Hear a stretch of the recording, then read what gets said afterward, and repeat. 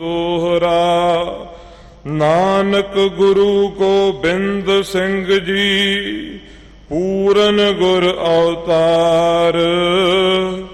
जगमग जोत बिराज रही श्री अबचल नगर अपार। बोलना खालसा जी गज के श्री वाहेगुरु। वाहिगुरु जी का खालसा वाहिगुरु जी की फतेह। वाहिगुरु जी का खालसा वाहिगुरु जी की फतेह। एक ओंकार सतगुर प्रसाद देग ते गो फतेह। नुसरत बेद रंगिया फतेह। नानक गुरु गोबिंद सिंह जी श्री अकाल पुरख जी सहाय। एक ओंकार श्री वाहिगुरु जी की फतेह। साखी पातशाही दसवीं जी कारण की सम्मत 1764 महीना भादरो विच श्री सतगुरु जी दखन देश नांदेड़ में चरण धारे ते हजूर दी असवारी नाल बहादुर शाह बादशाह भी आया। साहिब दी आज्ञा में चले ते बहुत सेवा करे। बहादुर शाह नांदेड़ में गोदावरी दे कंडे डेरा किया और साहिब वहाँ से 4 को ब्राह्मण नाम ग्राम सी जिसदा नाम मगरों सतगुरु जी ने हीरा घाट रखिया। तहां जाए डेरा होया साहिब दा। श्री सतगुरु जी उहाँ चरण धारे। गंगा गोदावरी नू वेख के साहिब बड़े प्रसन्न होए ते बहादुर शाह भी तहां ही सतगुरु जी दे दर्शनां नू आया करे अते सिख संगतां भी तहां ही दर्शनां नू आवे। कई दिन साहिब तहां ही दर्शन देते रहे और सर्वत खालसा दर्शन करता रहा।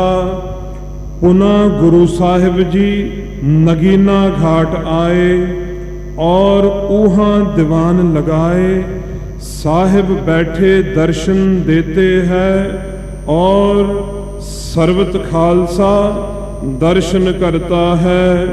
उस समय सतगुरु जी ने फरमाया जो नांदेड़ का नाव सतयुग में गोबिंद नगरी था। नांदेड़ के हेठ नदी बहती थी बाण गंगा। यह सतयुग में सतलुद्र था। यहाँ दूध की नदी बहती थी और 9 नाथ 84 सिद्ध इस गोबिंद नगरी बीच समाने हैं। यहाँ कुल 100 सोने के महल थे। 40 कोस में गिरद बसती सी। यहाँ देवताओं की जगह है और यहाँ हमारे भी तप का स्थान है। ता खालसे जी अर्ज गुजारी जी गरीब नवाज ओह कौन सा तप का स्थान है। तद गुरु साहिब जी ने दया सिंह जी दे प्रति फरमाया जो असी तीर चलावने हाँ ए तीर जहाँ लगे ओ हमारा स्थान है। यह कहकर सतगुरु जी ने तीर चलाया और जो तप के चिन्ह सी खालसे जी दे प्रति विखाए ते हुक्म होया इहाँ तंबू लगा दियो। ता खालसे जी तंबू लगाए दिया और दीवान सजाया गया। गुरु साहिब जी दयाधार के आदर्शन देते हैं और सर्वत खालसा दर्शन करता है। तो सतगुरु जी ने फरमाया, असाडे असवारी का समा नज़दीक है, जो असी पंचमी दे रोज़ असवारा करेंगे। ता खालसे जी अरदास कीती, जी गरीब नवाज खालसे नू किस दे लड़ लाए हो।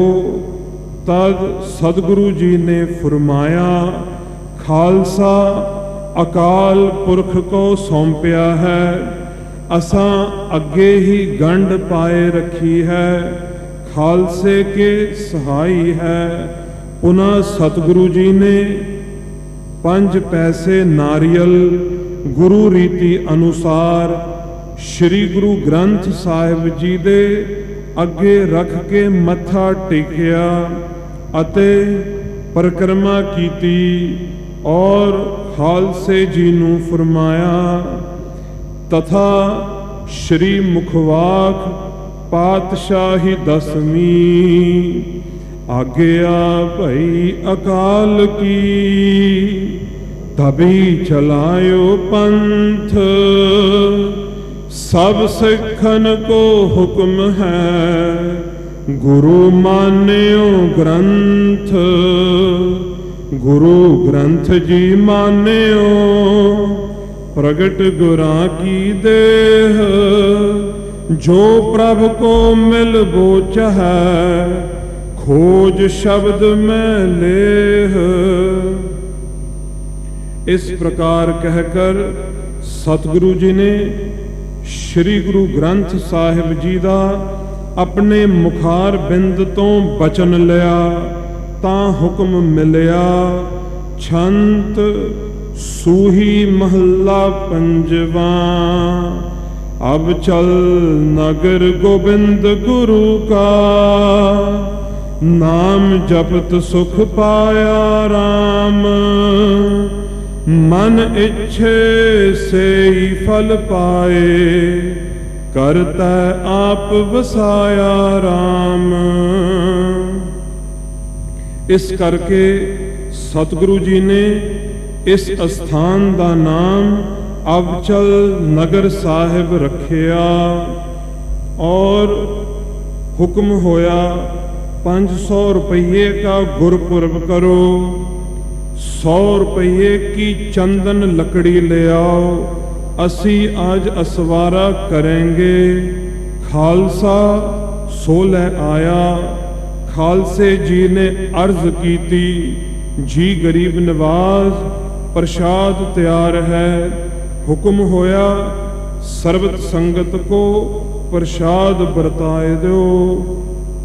तब खालसे जी ने प्रसाद बरताए दिया। हुक्म होया चिखा चंदन लकड़ियों की बनाओ, कनात चारों तरफ घेरो, असी अज असवारा करेंगे। ता खालसे जी ने चिखा बनाया और कनात घेरी। पुनः गुरु साहिब जी ने केसी स्नान किए और पीत पोशाक पहरे, कमर कसा किए और रागियां सिंगा के प्रति फरमाया, यह शब्द का कीर्तन करी चलो। मारू महला 5वां, खुलिया कर्म कृपा भई ठाकुर, कीर्तन हर हर गाई, श्रम था का पाए विश्रामा, मिट गई सगली धाई।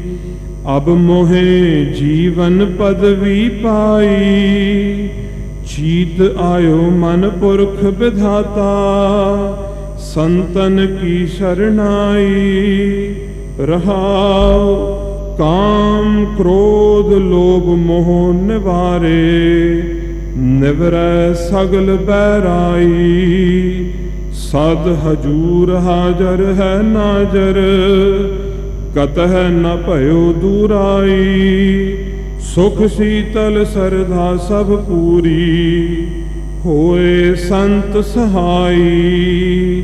पावन पतत किए खिन भीतर, महिमा कथन न जाई। निर्भव भय सगल भय खोए, गोबिंद चरण ओटाई। नानक जस गावे ठाकुर का, रैन दिनस लिवलाई। तैसे ही रागी सिंह आगे आगे कीर्तन करी चले और पीछे पीछे सर्व संगत के संजुगत श्री सतगुरु जी कनात दे पास जा प्राप्त होए और खालसे जी नू उपदेश दिता।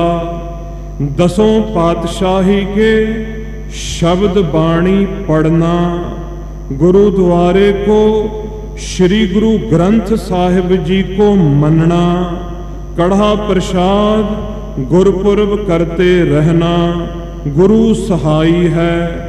जो कोई खालसे की रहत बीच रहेगा, तिसका हम बेली हाँ श्री मुखवाक। रहत प्यारी मोहे को, सिख प्यारा नाहे। सिख प्यारा नाहे मम, रहत प्यारी आहे। इते आदिक उपदेश दे के सतगुरु जी कनात विच प्रवेश होए। पुनः अग्नि दी लाट आकाश वल उठी और विच बड़ा भारी प्रकाश होया। जय धुनी खालसे जी दे कन्ना विच प्रवेश होई और पुष्पादी बरखा देख के खालसे जी बड़े विस्मय होए और पहर दिन चढ़े। अंगीठा फोलिया तां एक किरपाण निकसी, सो अस्थान थापना करी। सम्मत 1765 मिति कतक सुदी पंचमी दिन वीरवार दखन देश नांदेड़ में श्री गुरु कलगीधर साहिब जी ने कारण करे 31 वर्ष 1 महीना 11 दिन सतगुरु जी ने गुरियाई की थी।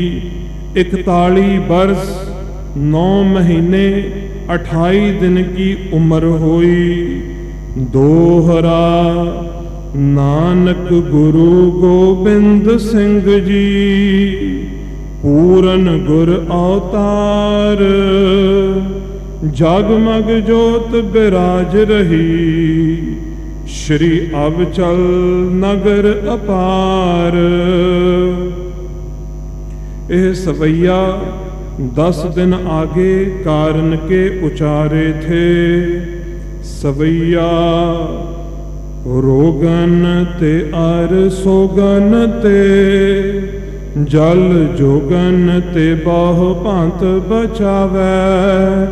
शत्रु अनेक चलावत घाव, तऊ तन एक न लागन पावै। राखत है अपनो कर कर, पाप संबूह न भेटन पावै।